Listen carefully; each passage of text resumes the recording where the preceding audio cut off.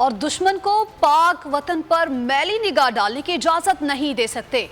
वतन अजीज के एक इंच का दिफा करेंगे। पाक फौज के नए सिपा सलार ने 2 टोक ऐलान कर दिया। General Asim Munir line of control के अगले मोर्चों पर पहुंच गए।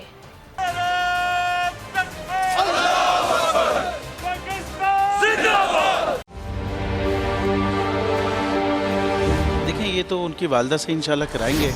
अभी जो मुल्क की सूरत हाल है वो आपके सामने है। हकीकी सहाफ़त का अरशद शरीफ एक, मैं समझता हूँ, बहुत बड़ा हकीकी सहाफ़त का लंबरदार था और हक से 1 इंच नहीं हटा, बल्कि जान देनी पड़ी तो जान दे दी उसने।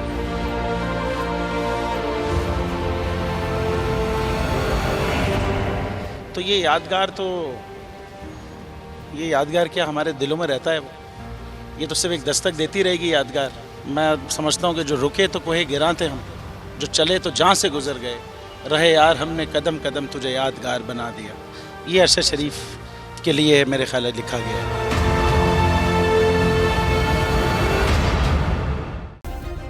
सब्सक्राइब करें और बेल दबाएं ताकि कोई खबर रह न जाए।